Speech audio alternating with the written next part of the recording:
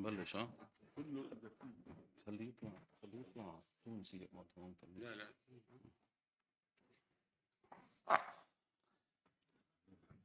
Добър ден!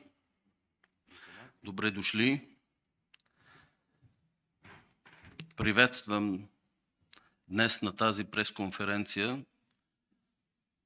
на Координационния съвет на арабските асоциации в България. Приветствам журналистите, медиите, гостите и техни превъзходителства, посланници и представители на дипломатическите мисии. Защо сме тук днеска и защо сме ви канили? Тук сме днеска, защото в продължение на 39 дни подадохме няколко молби за демонстрации, митинги и шествия. За съжаление бяха отказани. Тук сме, за да има чуваемост на другата страна, да няма двоен стандарт. Тук сме, за да изразим мнението си за конфликта в Близкия изток. Повечето от нас са родени там, някои са точно от този район от Газа и мисля, че можем да бъдем много обективни в отразяването на това, което става в Близкия изток.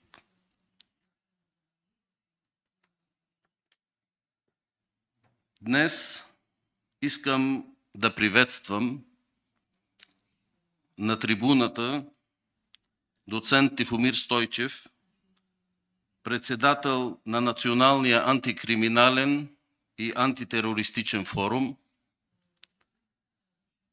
господин Атанас Терзобалиев, експерт в близкоизточните въпроси, доктор Мохамед Дъгмуш, председател на Асоциацията на палестинците в България, господин Махер Ал-Хасан, председател на Иракския дом в България, господин доктор Мохамед Ибрахим, Сирийската асоциация в България,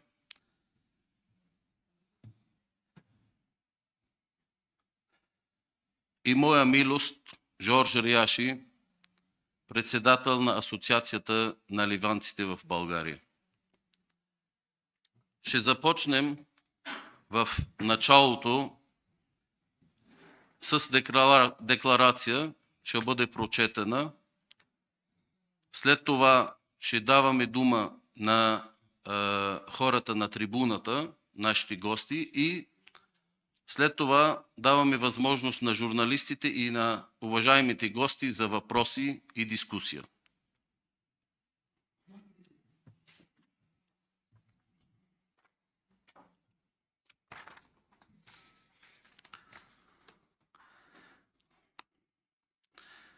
Декларация на Координационния съвет на арабските асоциации в България. Вече 39 дена продължава геноцида срещу палестинския народ. 39 дена по 24 часа израелската окупационна армия продължава да бомбардира мирните жители в ивицата Газа. До днешна дата загиналите са вече над 12 000, от които 4711 са малки деца, 3250 жени, допълнително 3500 са в неизвестност, 29 000 ранени, като 70% от тях са деца и жени. Изцяло са унищожени 70 джамии и църкви, 153 джамии и 3 църкви са бомбардирани и частично разрушени. Бомбардирани са болници, 22 от които са вече излезли от строй поради разрушенията или поради недостига на гориво, ток, вода и елементарни медицински материали. 60% от жилищния фонд на ивицата Газа е унищожен или компрометиран. И над 70% от жителите на Газа са принудително вътрешно разселени. Цифрите говорят, но нека не забравим, че това не са само цифри. Това са човешки съдби. Това са хора, живеещи и работещи като нас. Хора с желание за свобода и бъдеще. Но и хора, които от десетилетия са лишени от това си човешко право. Обявявайки така наречената война срещу движението Хамас, израелската окупационна армия продължава да нанася удари с хиляди ракети и бомби, взимащи за прицел цивилното население на ивицата Газа. Етническото прочистване и хладнокръвното клане, извършено от правителството на Бенямин Нетаняху, съпроводено от позорни и несвойствени посещения на лидерите на САЩ, Германия, Великобритания, Канада, Франция и други, подкрепящи израелския геноцид срещу палестинския народ, ще остави вечно петно върху съвестта на човечеството, международните институции и световната общност, като наблюдава и пасивно документира ужасите на ционизма, без да вземе никакви мерки.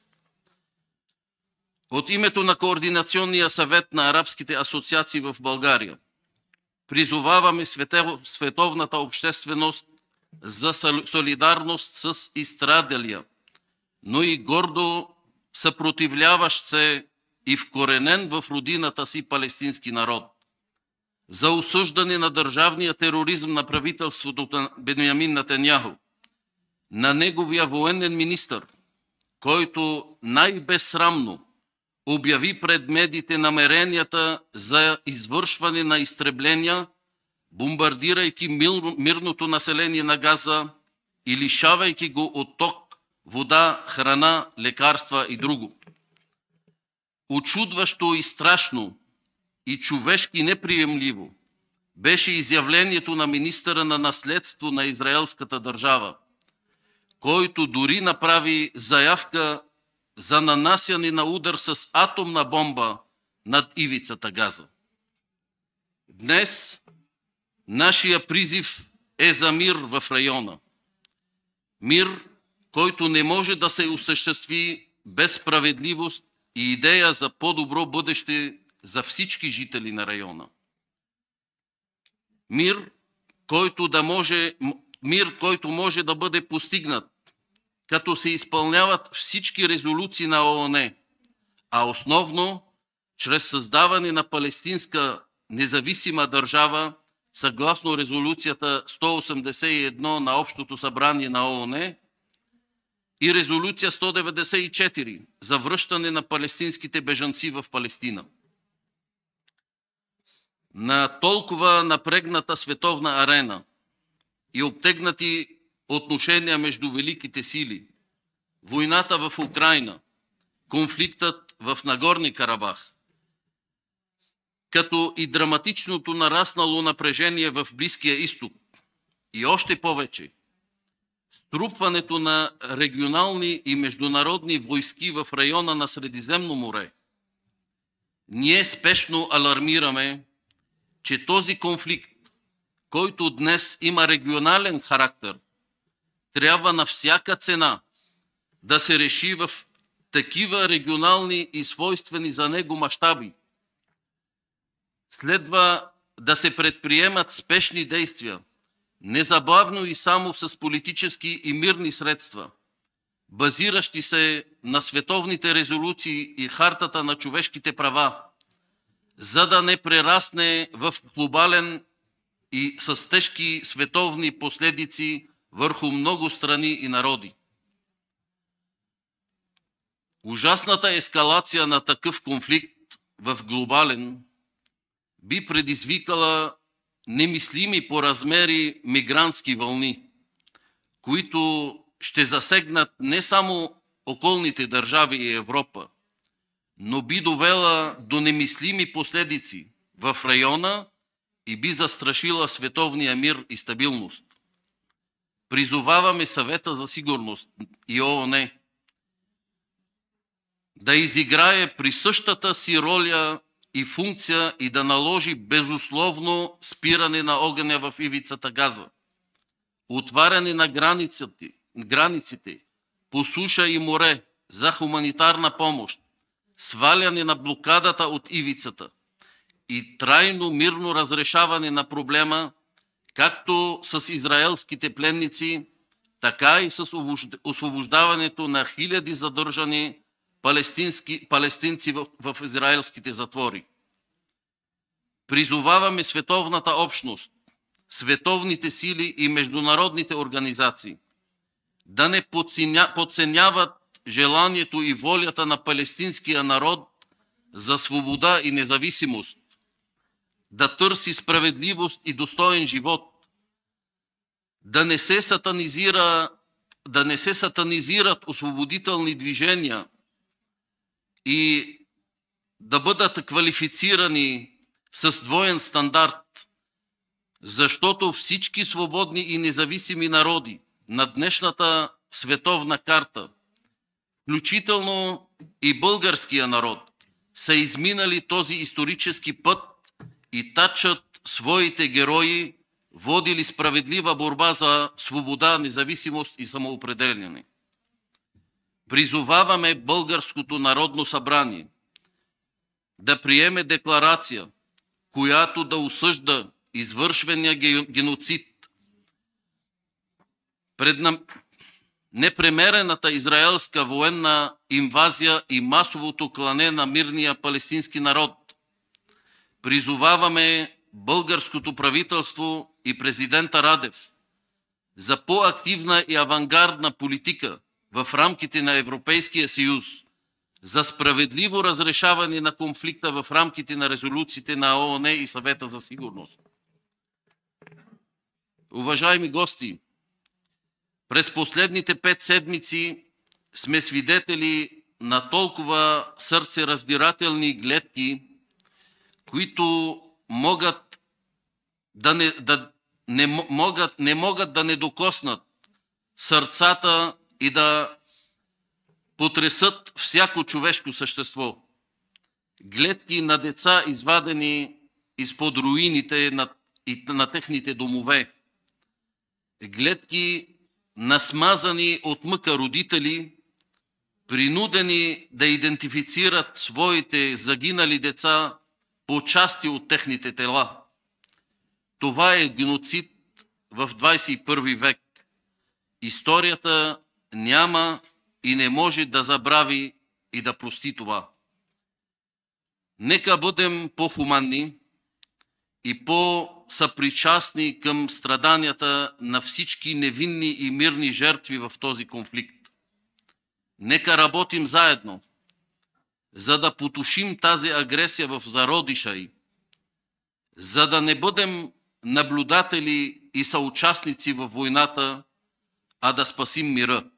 Благодаря ви.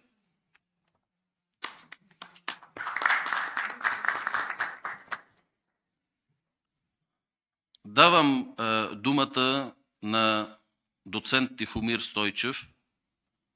Заповядайте. Уважаеми дами и господа, организатори на днешната конференция, ваши превъзходителства, журналисти, дами и господа гости, радвам се, че тук сред нас са намерили своето време да присъстват и представители на различните организации, български организации, свързани с отбраната и сигурността.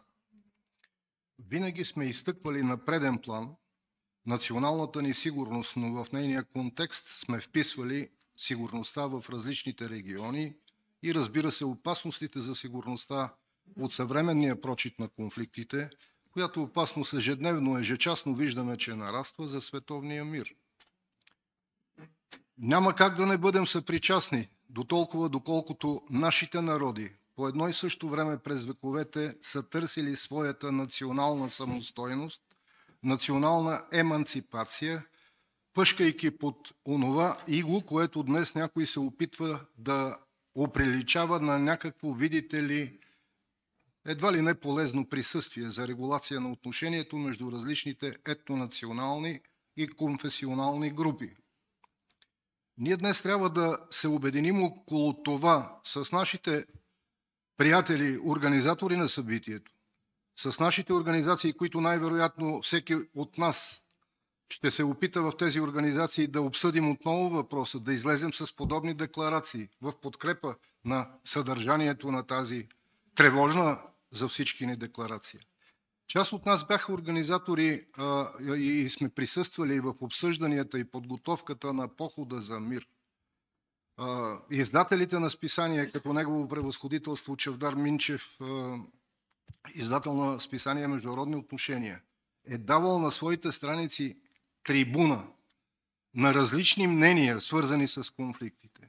Асоциациите на разузнавачи, на контраразузнавачи, Съюза на запасните войни, всичките тези, извинявайте, щях да пропусна да спомена издателя на списание Сигурност, Брод за България,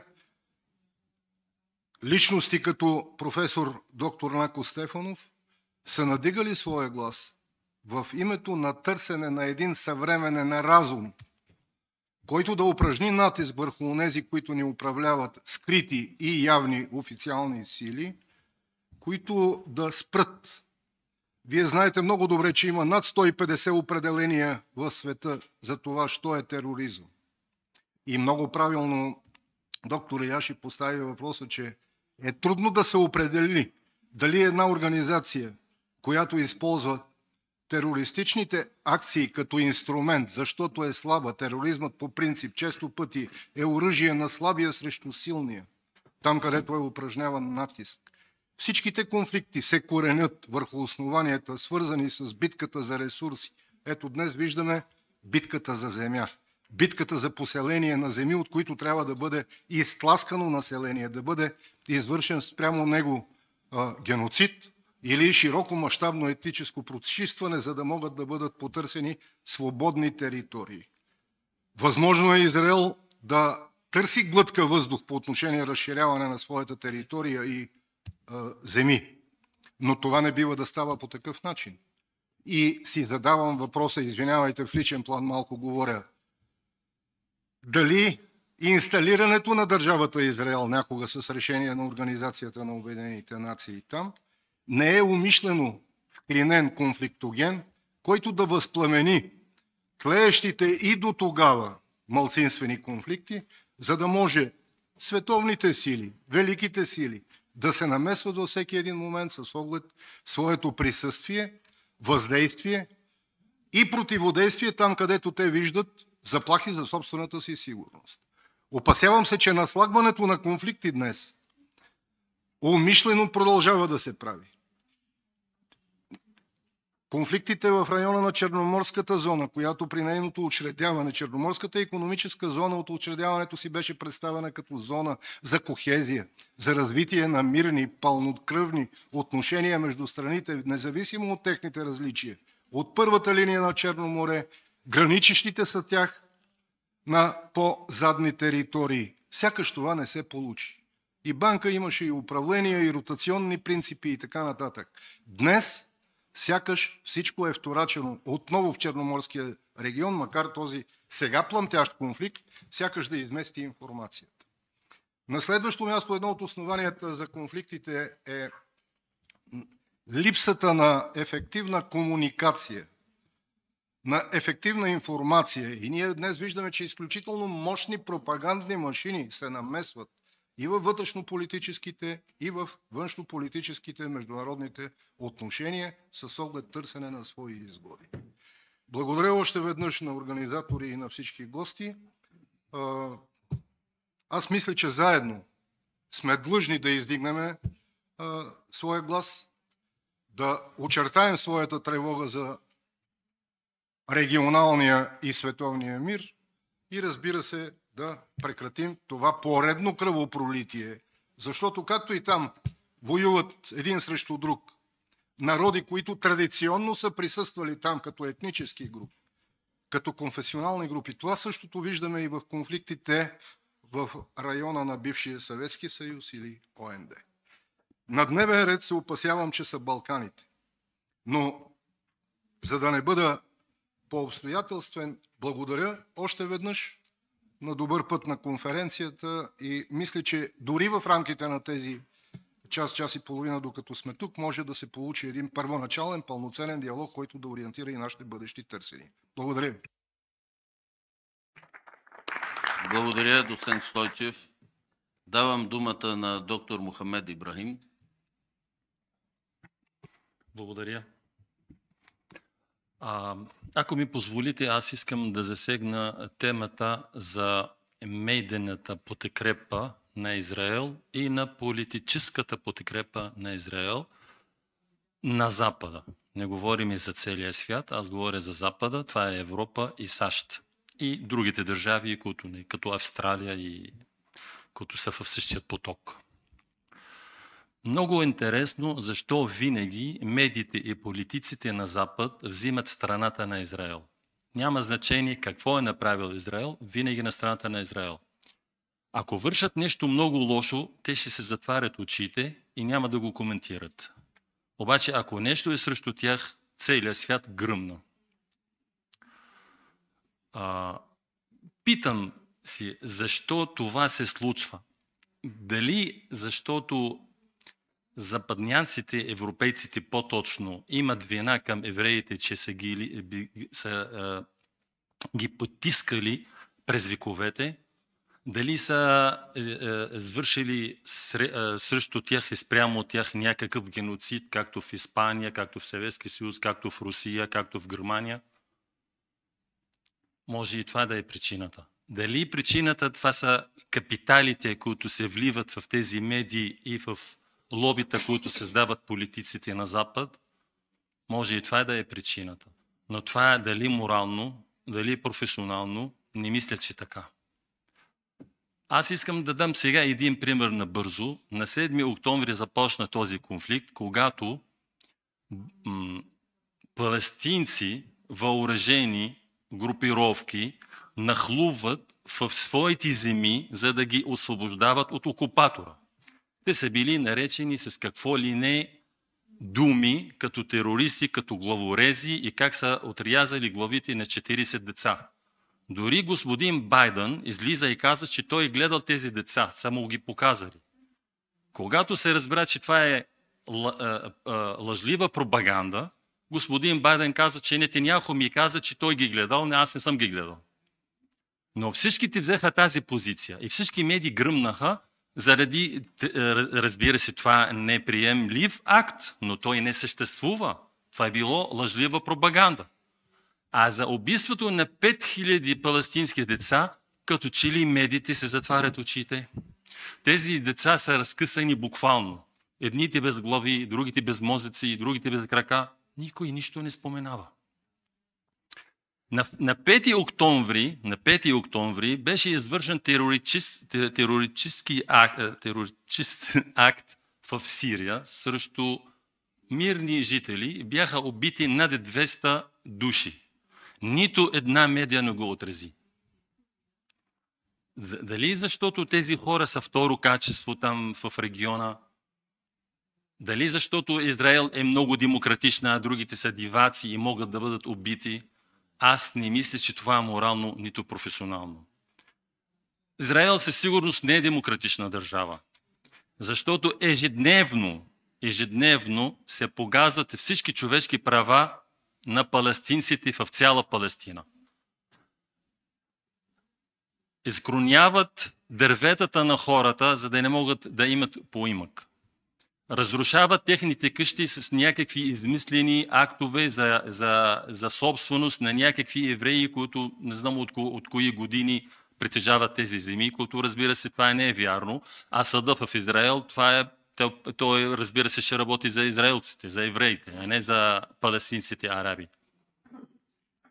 Израел всеки ден арестува деца, защото са хвърляли камъни по булдозери. Вие знаете ли колко броя на децата в израелските затвори под 16 годишни? Колко жени са арестувани, защото по WhatsApp са писали Аллаху Акбар, ние сме за съпротивата. Това е вината, които директно отиват в затвора. Ами аз не мисля, че това е демократична държава. Демократична ли е държава, която всеки гражданин от целия свят, който може да се здобие с някакъв акт за раждане, за баба му, че е еврейка, отива в Израел и веднага получава израелско гражданство. И земя, и заплата, и всичко. А палестинците, които са били изгонени с сила, на сила и с убийства от 1948 година насам, нямат право да се връщат в своите земи. Това е демократична държава ли според вас? Демократична ли държава Израел, която напада Сирия всяка седмица и унищожава цивилните летища в Сирия? Какво ли ще кажат медиите по света, ако Сирия прави същото в Израел? Ако Сирия сега стреля една ракета върху летището на Бенгорион, какво ли ще стане? То сигурно целият НАТО ще отиде да бомбардира Сирия. Но Израел всеки ден, всяка седмица поне един път бомбардира Сирия. Каква е причината? Че Сирия получава оръжие. Еми хубаво, и той Израел получава оръжие. Той не получава оръжие с самолети, той с цели параходи и кораби идват в Израел. Сирия е самостоятелна държава и суверенна държава и има право да се въоръжава, за да се защитава от терористите, които са вътре и от тероризма, който идва до нея. Аз, разбира се, говоря за терористичната държава Израел, която изпълнява всякакви действия срещу всичките народи в региона и всичките тихо мълком и никой нищо не коментира. Това не мисля, че е професионално изобщо. Както сега, аз съм и от името на моите колеги сме благодарни на всички журналисти, които присъстват, но според мен в момента имаме предпоставки да избухне световна война и тук да не виждаме, че да е пълно с журналисти. Аз мисля, че това се заслужава. Този конфликт в момента дори за Украйна никой не говори. Защото този конфликт е много опасен. Наистина опасен. Къде са медиите? Благодаря още един път за журналистите, уважаваните журналисти, които са в момента тук. И извинявам тези, които наистина не могат да дойдат, защото в момента имат някаква работа. Но не може всичките журналисти в България да нямат работа, да имат работа точно в този момент. Ще споменавам един факт. През 2012 година тук в тази зала сме предизвикали така пресконференция за Сирия. Тогава всичките журналисти, всички медии следяха този конфликт или проблем или агресия срещу Сирия и всичките бяха доволни как трябва да се псува диктатора в Сирия. Тази зала беше препълнена догоре. Всички медии в България са били тук. Като започнахме да говорим, да обясняваме какво става в Сирия, че това е борба срещу терористи, които са изпратени от Запада в Сирия, всички камери се затвориха и се тръгнаха. Това е ли свободата на слово? Не искате да чуете другия какво казва, другото мнение. Не мисля, че това е професионално. С уважение към всички журналисти, аз знам, че има много от тях, които са принципни и които не се подават нито на лъжи, нито на финансиране, но говоря като цяло, не е добре това, което се случва. Ние, за Бога, ние харесваме толкова много тези европейски ценности за демокрация, за свободата на слово, обаче не го виждаме. Не го виждаме. Всичките нападнаха Русия, защото нахлу в Украйна. Вече дори спортисти на Русия няма по света. Еми добре, защо не го направиха срещу американците, когато нападнаха Ирак? Всички спортисти на САЩ навсякъде виреят. Сега руско знаме вече забранено. И това не е професионално. И не е морално. И аз, както гледам и както наблюдавам, за съжаление, виждам вече има класова борба между Запада и останалия свят. А това не е добре. Това ще води до много конфликти. Благодаря ви. Благодаря на доктор Ибрахим.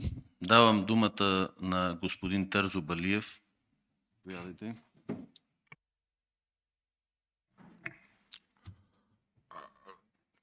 Здравейте и уважаеми господин посланник, уважаеми гости, уважаеми доктор Рияши, уважаеми организатори, уважаеми господин посланник на Ливан, скъпи гости, председатели и представители на арабската общност.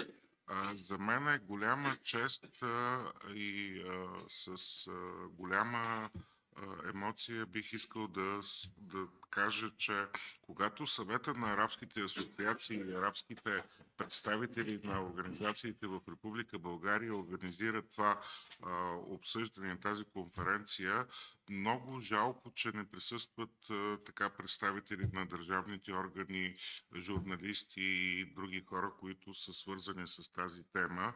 И представителите на арабската общност в България и лидерите, които са тук в момента, са ешелона и най-високата летва за, тук искам да ви допълня, за сигурността на Република България.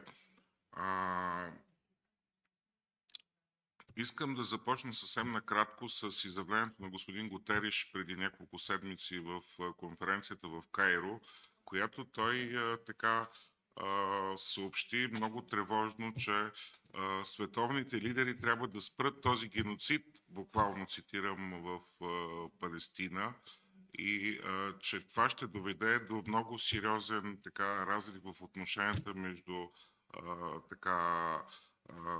Европа, Близкия изток и световните така други държави. За мен е необяснимо защо, и тук правя един призив към ръководителите на Република България, председател на парламента, академик Денков, президента Радев, защо България не се включва в хуманитарна помощ за децата на Палестина, както всички други европейски страни. Защо само Червения кръст в лицето на академика, който го ръководи, се опитва да прави помощи за Палестина, с най-така сериозна отговорност го казвам. И България в лицето на министър-председателя не бива да допуска да има двоен стандарт, както помагаме на Украйна, така трябва България да помага и на Палестина, не само на Израел. И тук искам да кажа, че не е правилно държавата да предприеме само мерки към Израел, а трябва да предприеме и към Палестина. И към децата на Палестина, защото това в един широко един конфликт тепърва започва да показва колко жертви и колко предстоят да напуснат Палестина, което не е никак справедливо, няма обяснимо решение.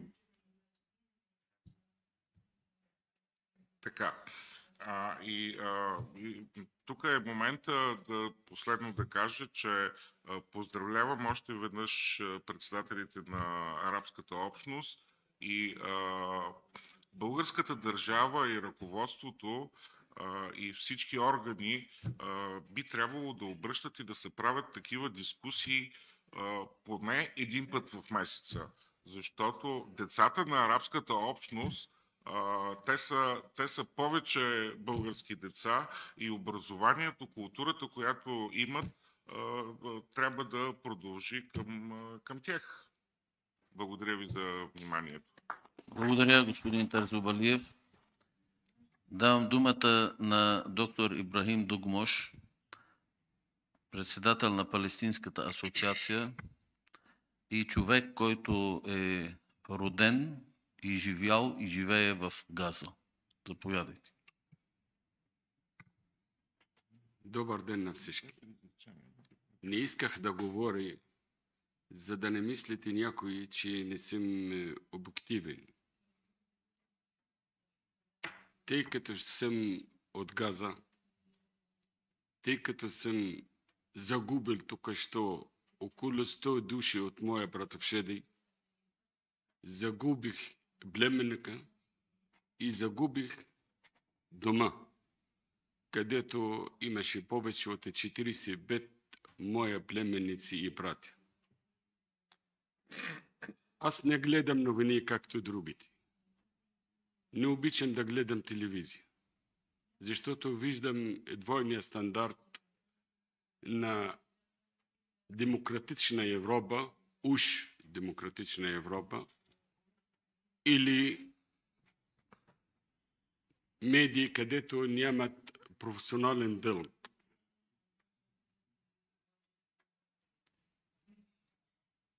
Затова ще отклони малко от моя колеги. Вече и аз не признавам ООН. България е една суверенна държава, защото не е издадена от ООН. И ние живеем в България и мислихме, че български политици трябва да вземат поне една страна на справедливост. Но последния месец мисля, че съм в някой градче, в така наречен Израил. Не обичам и това е думата Израил. До преди един месец имахме желание да има и две държави. Но сега вече и няма такова нещо. И няма такова нещо. Мястото на израилски граждани, евреи в домовете, бившите им домове, емиграцията от палестинската страна няма да има. Палестинци няма да слизат от Палестина.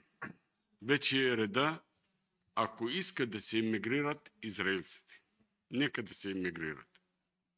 Затова ще ми извините малко, мислите, че емоционално, но това, който го мисли и това ще работи до края на живота си, докато съществува палестинска държава върху нашата земя. Благодаря. Благодаря, доктор Дугмош. Виждам, че имаме още максимум половин час, съгласно регламента на домакините. Давам думата на присъстващите, на журналистите, на който има желание да направи изявление и да участва. И ще ви помоля в рамките на максимум 3 минути. И моля всеки, който иска да участва, да си каже името и да се представи. Здравейте, казвам се Иво Радойко, кореспондент на Анадолската агенция в София. Искам да ви попитам следното. Вие преди малко в декларацията отбелязахте, че и в началното си изявление, че сте правили няколко опити да организират демонстрации, които са били забранени в България и в София конкретно. Според вас, какви са причините за тази забрана? Това е единият ми въпрос. Как виждате причините от ваша гледна точка за тази забрана? И вторият ми въпрос е следния. В началото на събитията, още след 7-ми, българското правителство, включително и президентската институция, заеха много конкретна и категорична позиция в подкрепа на Израел. След това тази позиция не сме наблюдавали някаква промяна в нея, не сме наблюдавали някакво отношение към палестинската кауза. Вас търсили ли са ви за консултативно мнение по тези въпроси, за изготвяне на тази позиция или пък в последващите моменти? И как оценявате това отношение на българската държава? Благодаря ви. Благодаря. По отношението на Първия въпрос. Какви са причините за забраната? За съжаление, ние сме в държава, която по принцип уважава свободата на словото. И сме имали и в предишни ситуации и конфликти правото и възможността да изразим своето мнение мирно, защото мирното положение в България ни касае нас. Ние сме български граждани и ние милеем за България и защитаваме интереса за България. Но все пак, ние сме от този район и коренно сме свързани с този район. За съжаление, последния месец са подадени не по-малко от 5-6 молби за митинги и шествия. Всички молби са отказани. Сега, дали въпроса с националната сигурност, дали въпроса с политическото положение или дали въпроса, че българското правителство, което е взело такава позиция, за която преди малко говорихте, не иска да дава възможност на хората с другото мнение и друга позиция да се изяват. Не сме контактувани от правителствените среди за това, което питате. И според мен, пак повтарям това, което беше в декларацията, този конфликт време и спешно трябва да се решава в регионалния си мащаб, защото е още регионален мащаб. За да не прерасне в глобален. Има всички предпоставки да бъде прераснат в глобален мащаб. И това е задължение, особено на големите сили и неправителствените и световни организации, да действат в тази посока. Сега, ние сме, въпреки забраната, сме имали митинги, които са били по улица Витошка, около НДК, мирни митинги, на които сме изразили нашето мнение. И тук е място да благодаря на българските органи, на полицията, че са били до нас, защитават митинга и не сме имали никакви проблеми. И не мога да разбера при това, което става в света, при 1 милионен митинг и шествие в Великобритания, защо се получава така, че в България не се дава разрешение? Това, което мога да ви кажа. Благодаря.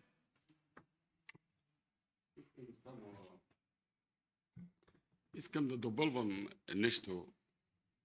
Аз се бях в административния съд да защитавам една декларация, която беше отказана или искане за митинг и беше отказано от общината.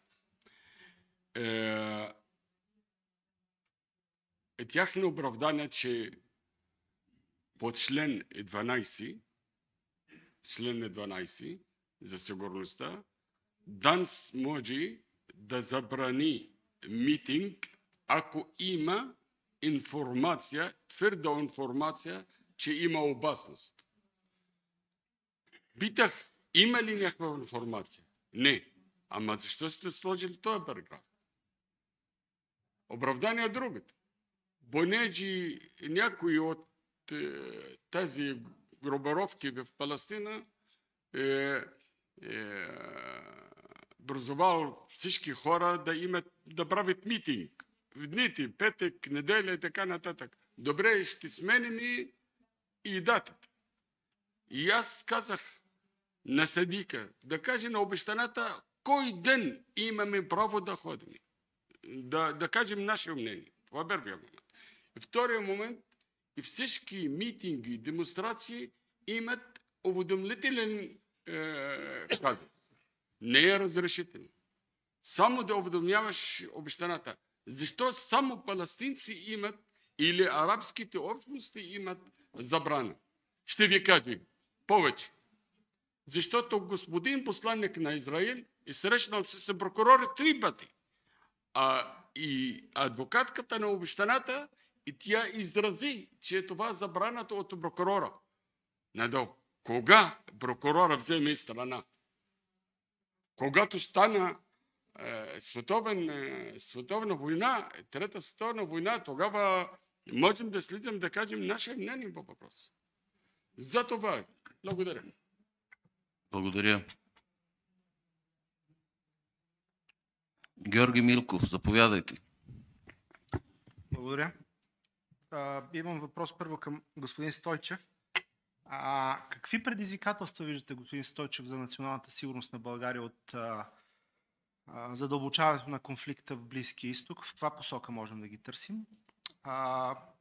Ще се радвам, ако сте по-обстоятелствен, като развивате тезата си за това, което казахте, че следващите са Балканите. И другия ми въпрос е към вас, като общност, без значение дали господин Риаши, господин Дукмуш или Ибрахим, или който иска от вас да вземе отношение. Какво по-конкретно очаквате призовавайки българското правителство и президента Радев за по-активни и по-авангардни политики в рамките на ЕС? Благодаря. Благодаря. Господин Стойчев. Благодаря ви за въпроса. Опасявам се, че така, навлизайки в темата, рискуваме да изместим акцента на организаторите, но първо ми се ще с 2 думи да кажа нещо в защита и на българските власти, и на българските журналисти. Така както тръгвайки от къщи, не винаги отчитаме пиковите часове и попадаме в многочасови задръствания, за да прекусим определено пространство, така днес не сме отчели, че в обедно време повечето от медиите и водещи журналисти, които разбират тези въпроси, са на работните си места.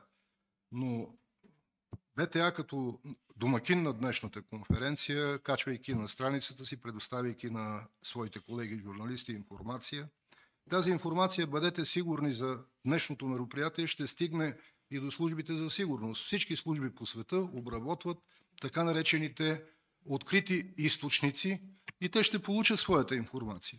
Не осъждайте строго и политиците, отчитайте, че исканията за провеждане на митинги бяха в навечерието на изборите за местна власт и съветници. Отчитайте и това, че тече една поколенческа смяна на политическите и управленски елити.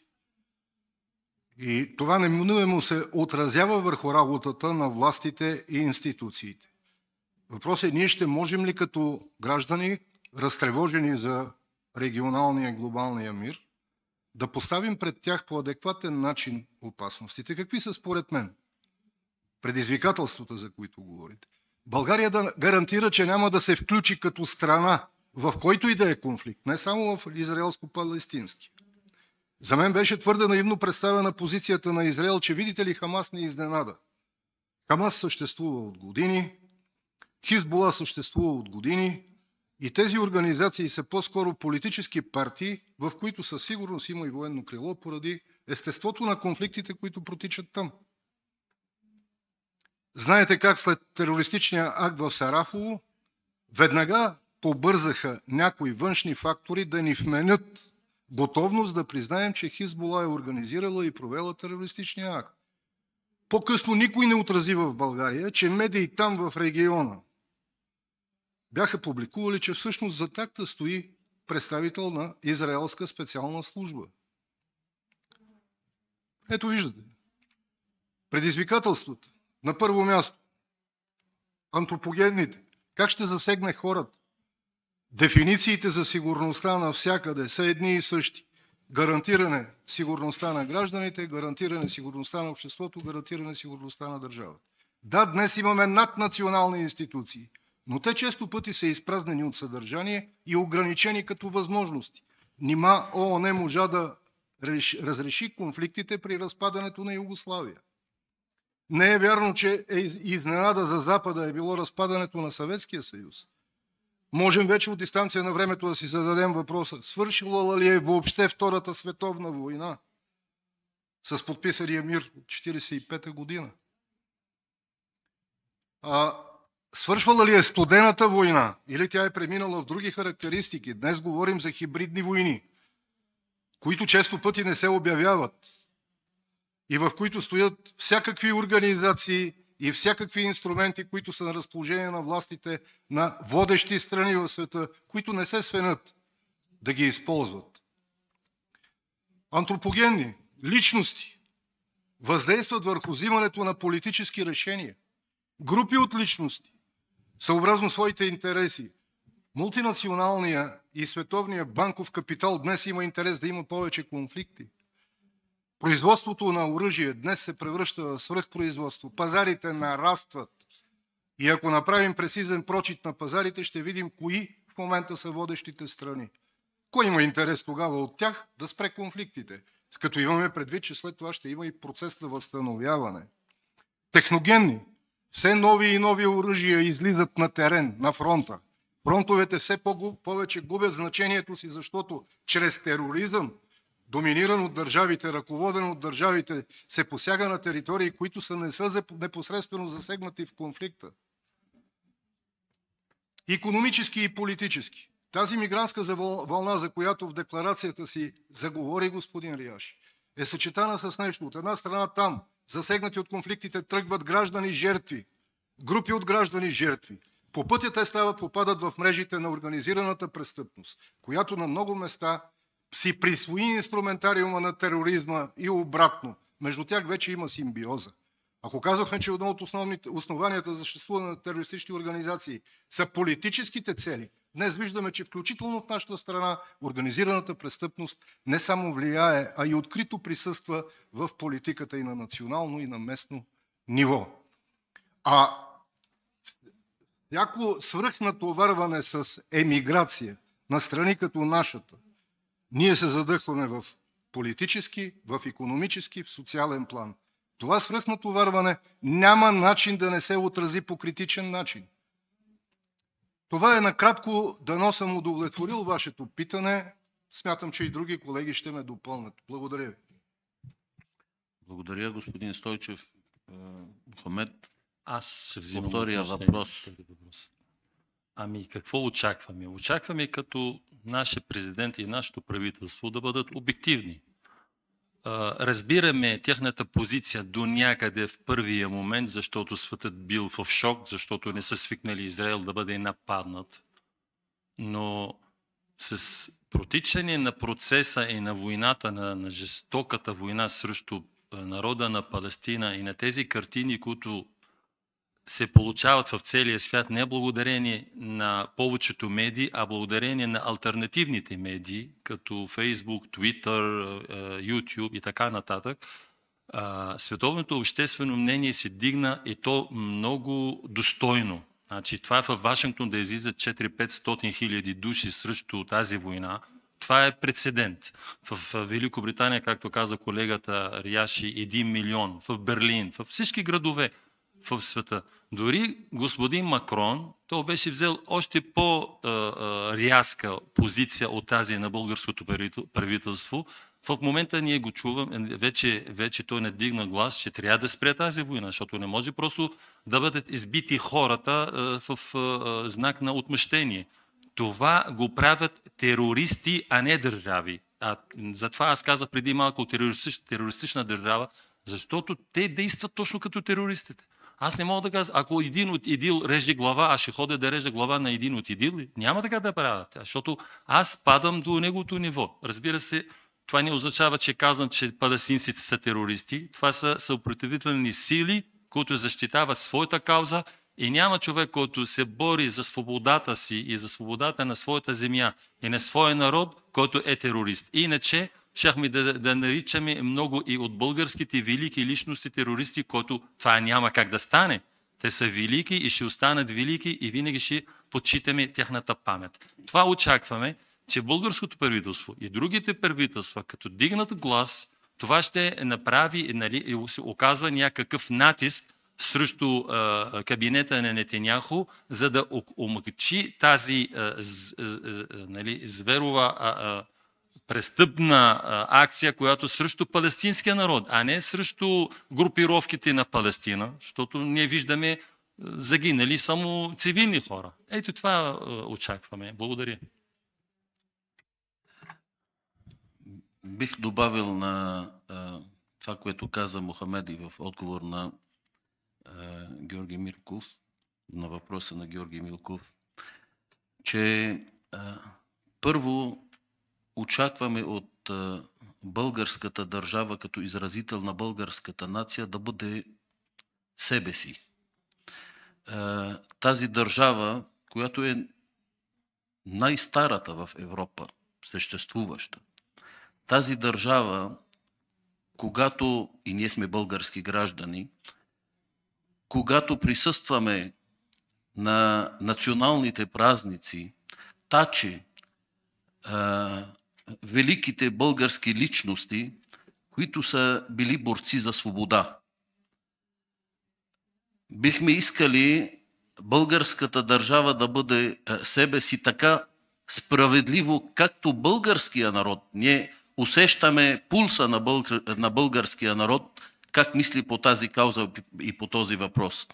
Но въпросът е, че българската държава може да се придържи към резолюциите на ООН и Съвета за сигурност. Това е най-малкото. Аз се очудвам великите сили, защо не се придържат към тях. За съжаление, тук от 1947 година до 2009 година Израел нарушил 33 резолюции на Съвета за сигурност и на Общото събрание на ООН. Списъка тук на български може да ви го предоставим. Може ли една държава единствена в света да е над законите и над правилата, които всички живеем по тях и всички държави живеят по тях? Виждаме, че няма седма точка по резолюциите на ООН за Израел. Няма закрила на палестинския народ, който е в окупираните територии. Ако гледаме какво публикацията на 24 часа, какво става с човешките права в Палестина, това е на Euromed Monitor, публикувано в 24 часа. Говорят, че 26 000 тона взривно вещество е хвърлено над ивица Газа. Това е 2 пъти повече от атомната бомба над Хирошима. На една площ, която е 3 пъти по-малка от града Хирошима. Това в 21 век. Може ли някой да го чуе, да го вижда и да няма позиция? Най-малко търсим човешката позиция, а българската държава би трябвало да има и политическа позиция. И най-малко една декларация на Народното събрание, понеже сме парламентарна република, да осъжда геноцида. Ние разбираме, че отношенията между държавите и между народите се базират на интереси на тези държави, интереси на... Ние не можем да искаме от българската държава това, което не можем да го искаме от други арабски страни. Да прекрати отношения и така. Но ние можем да искаме от българската държава, понеже преди няколко дена и премиера Денков беше на посещение при Нетаняху. За разлика от великите сили, които бяха на посещение при Нетаняху, които имат стратегически интереси с този конфликт, интереси свързани с газ, с икономика, с пътища, които пресичат индийския път, който ще пресича китайския път, с надмощие в Средиземно море, с израелската държава, полицай на американците в Близкия изток. България няма тези империалистична политика. Защо трябва да подкрепва геноцида и да няма позиция срещу него? Просто позиция, която да се придържа към резолюциите на ООН. Това е истината. Благодаря.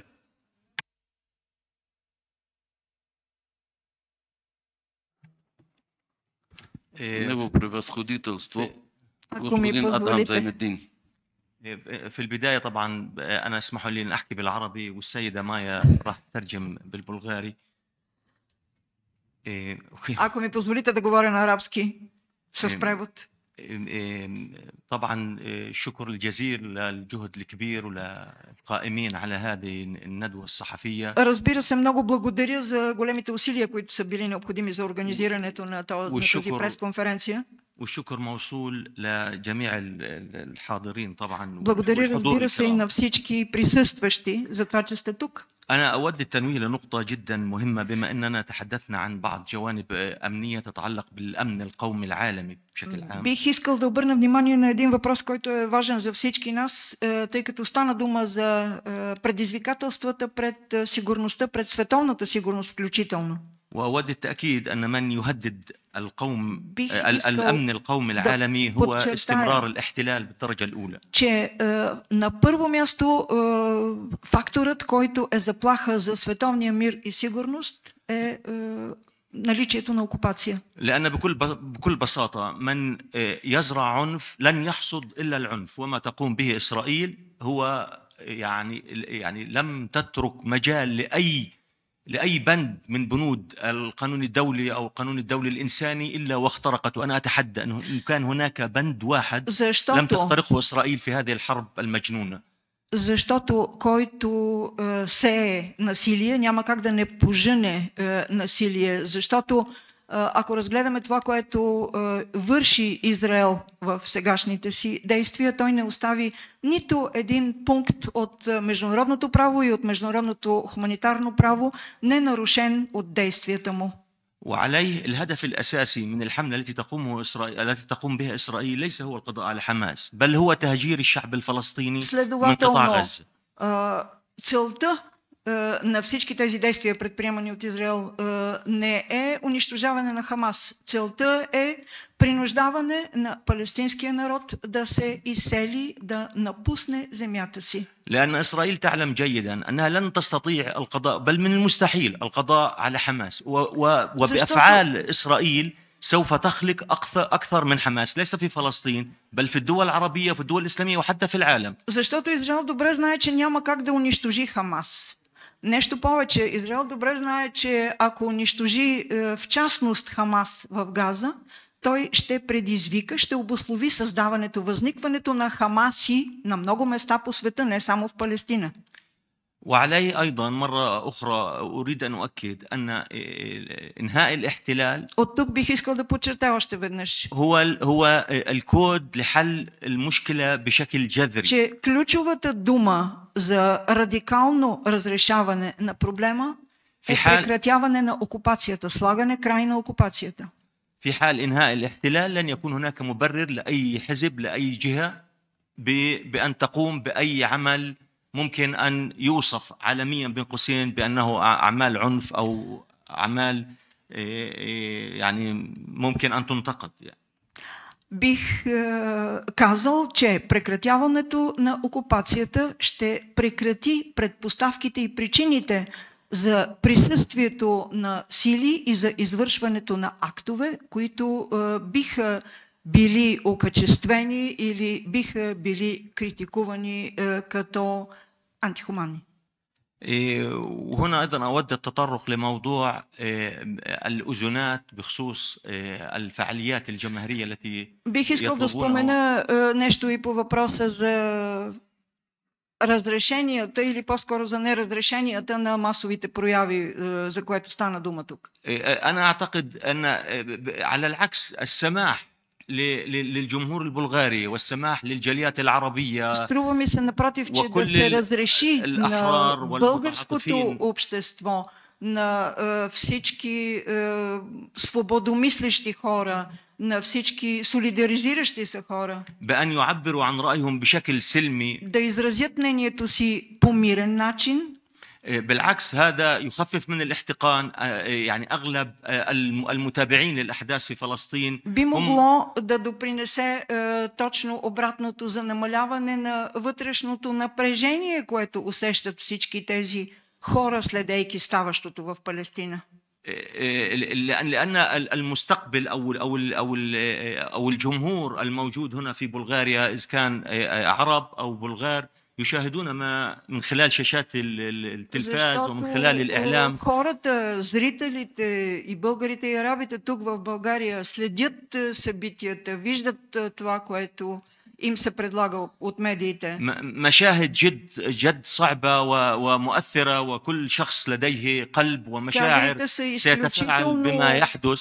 Тревожни, изключително болезнени и няма как един нормален човек да не се почувства сринат. وبما أن الضغط ممكن أن يولد انفجار من الذكاء أن يتم محاولة يعني عدم الوصول لمرحلة الانفجار من خلال тъй като нагнетяването на това вътрешно напрежение, независимо дали у индивида или у групата хора, би могло да доведе до взрив в един момент. Разрешаването на това да се изрази мнение открито би могло да намали напрежението. من خلال ترك الناس للتعبير عن رأيها بشكل سلمي وهذا بالآخر يصب حتى في الأمن والاستقرار.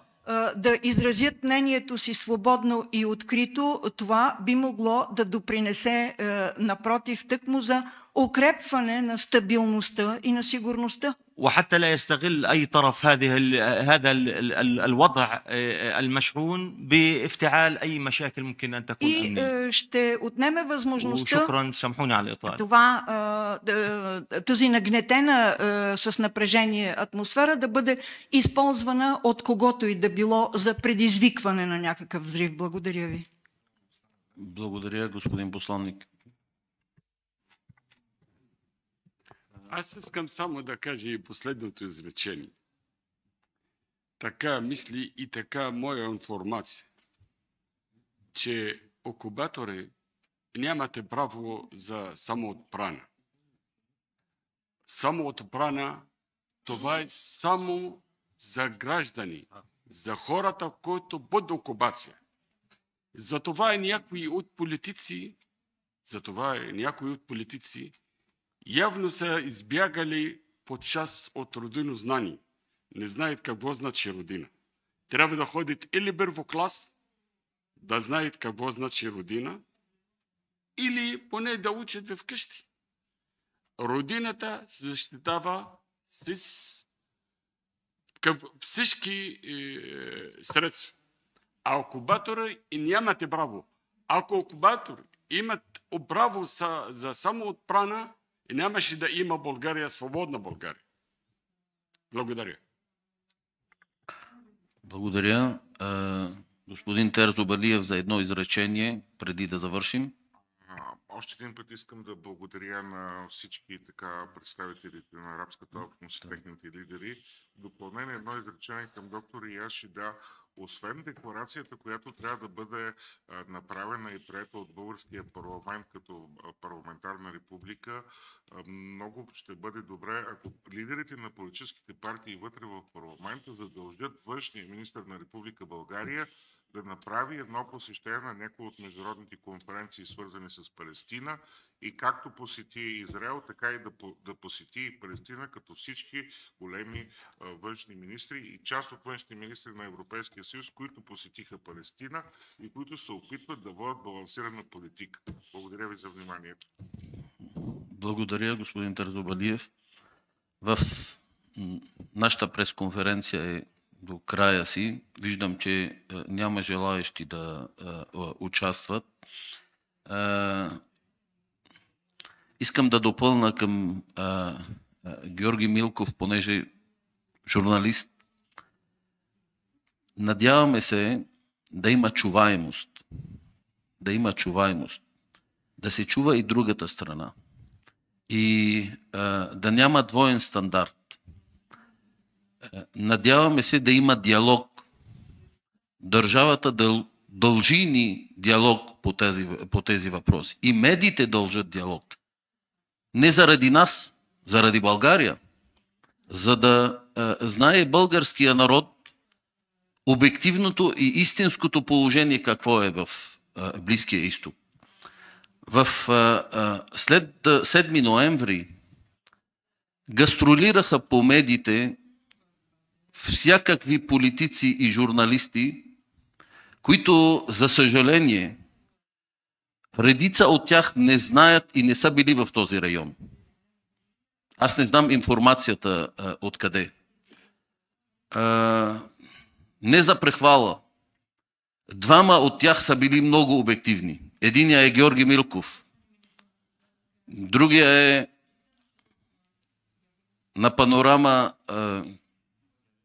Иван Гарелов. За съжаление не ги видяхме след това по медиите. Веднъж или два пъти.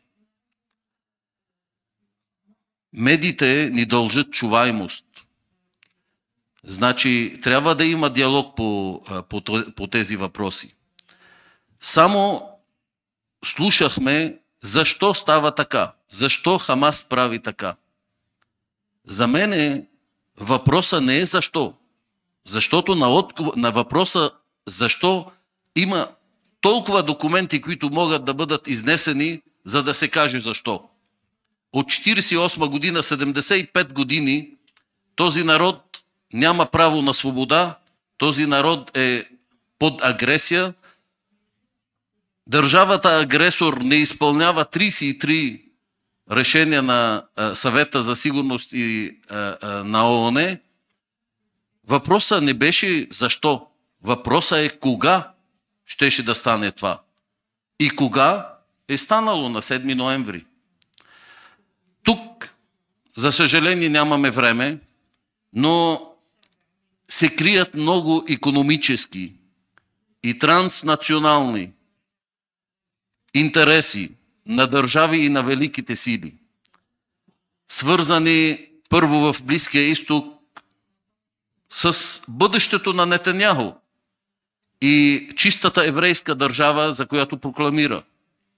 Свързано е с плана Бен-Горион, който да измести Суетския канал. Това е нов канал, който ще бъде изграден от Илат, от другата страна на Синайския полуостров и точно минава през Газа.